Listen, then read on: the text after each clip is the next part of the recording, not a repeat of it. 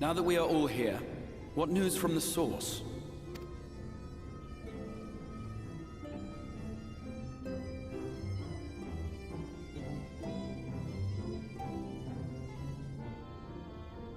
A new Ultima weapon. We must count ourselves lucky that Gaius has pledged his assistance. While this is indeed a worrying development, I think the state of the Empire as a whole greater grounds for concern. With the Emperor slain and Xenos returned, it is impossible to predict how matters will unfold in Garlemald. The Ultima weapon may be but the first of many unpleasant surprises. The situation beareth closer observation, of that there is no doubt, and doth compound our need to return unto the source.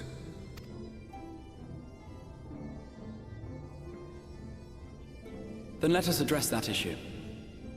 Our long search for a means to see you safely home may well be nearing its conclusion. Thanks in large part to Urianger and Beklug's invaluable insight, we have succeeded in fashioning a vessel for the journey.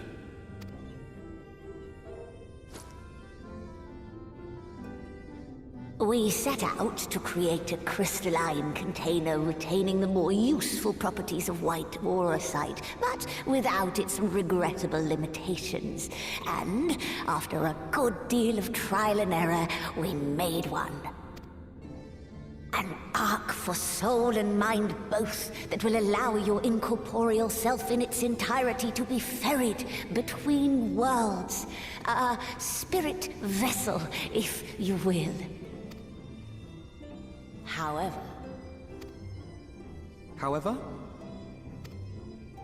Though the vessel is possessed of the requisite qualities to hold mind and memory, it wanteth yet for a means to receive of them. For that, we must needs imbue it with the Exarch's innate gift. A gift that lives on only through the blood of the Allagan Emperors, which certainly does not flow within aurosite or any other crystal. Just so, milady. The blood serveth as a conduit of sorts.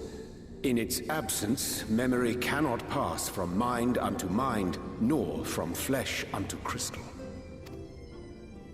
That being the case, we must either alter the process of inheritance so as to require no such thing, or determine a means by which my blood may permeate the vessel. I am hopeful that the records found within this tower will yield the knowledge we require to pursue one or the other of these avenues. As well you should be. The Allagan's body of etherological research is extraordinary. I can scarce believe it the work of ages past. But its underlying principles are not so very different from those of my own field of study. Given time, we will find the answers we seek.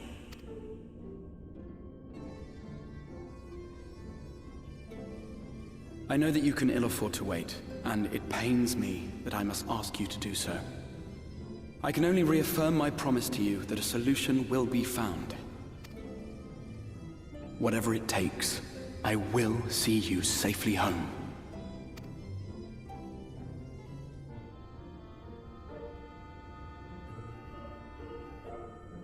My apologies. I do hope you haven't come to tell us that mortal peril fast approaches. No. I had hoped to speak with the Warrior of Darkness.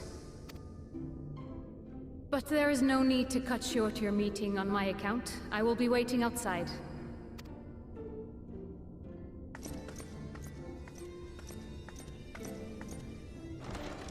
Why not speak in here? She knows I don't mind.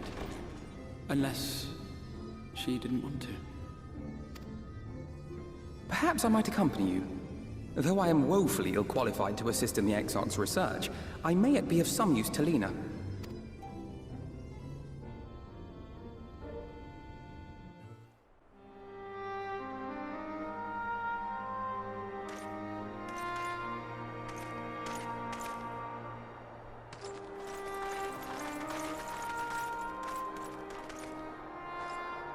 Did you slay this eater? Your orders were to await the main force before engaging. No, Captain. It wasn't us, I swear it. A man came out of nowhere and cut it down before we knew what was happening. By himself. Certainly it is no light warden, but nevertheless. It's true. Felled it with a single swing of his axe, he did. I've never seen anything like it. So I says to him, "Who are you, the warrior of bleeding darkness?" And he says, "No, I'm a warrior of light." And that was it. Buggered off as quick as he came. A warrior of light? Why would someone go around calling himself that, though? It was those bastards who caused the flood. I mean, if you were going to pretend to be anyone, it'd be her. The warrior of darkness. Eh? Oh, I didn't know. It's an honor.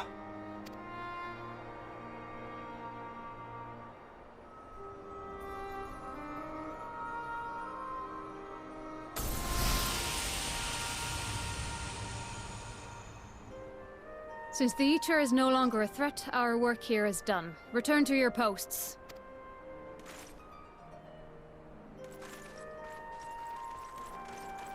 I had hoped to fight at your side today. But I'll continue to follow your example, and may we meet again.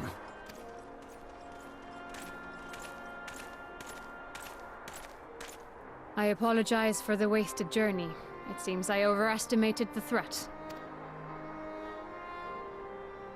As for this warrior of light, I do not know who would be brazen enough to take that mantle for his own. Whatever it may once have meant, it is forever tainted by the association with the Flood. The Exarch told me the truth of Ardbert and his comrades' deeds, and I am aware they played some part in your own triumph. But to most, they are synonymous with the calamity that befell this world. Still, if this man is minded to destroy Sin Eaters, I may forgive him his unfortunate choice of alias. But that is neither here nor there. I thank you for accompanying me. With that concluded, shall we return to the Crystarium? There is a proposal I should like to make.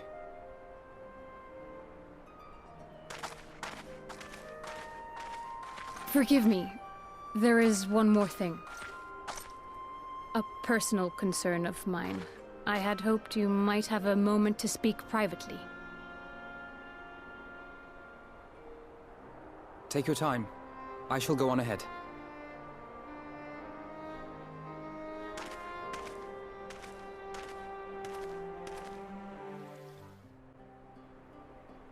I will not mince words.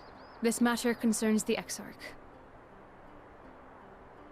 Though his countenance belies his age, his demeanor never has. He has seen more than any man should and grown ever more weary with time. But I see I give the wrong impression. While it is true he attempted to open a letter with a salmon fillet the other evening, we are not here because I suspect his mind is deteriorating. Nor do I believe him to be so maddeningly unconcerned by the prospect of his own death as he once was. Indeed, the opposite is true.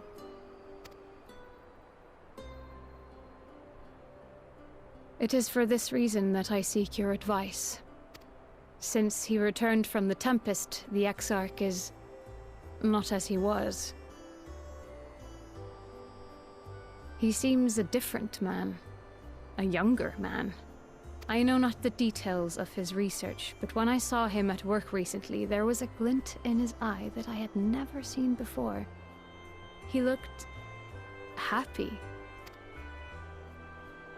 It was as if he had peered into the future and for the first time found joy there. Though it gladdens me to see him thus, I wonder if I should not keep my distance. I fear that my presence will only anchor him to the past, remind him of all the pain that came before.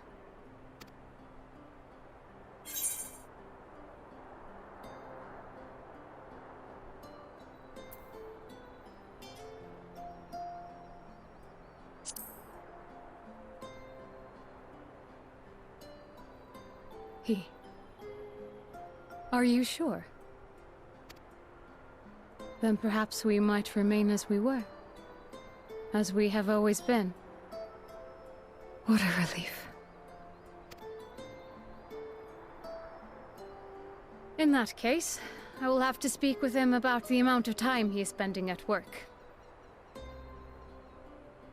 This research is important, I know, but if he refuses to consider his own health, I will have to consider it for him.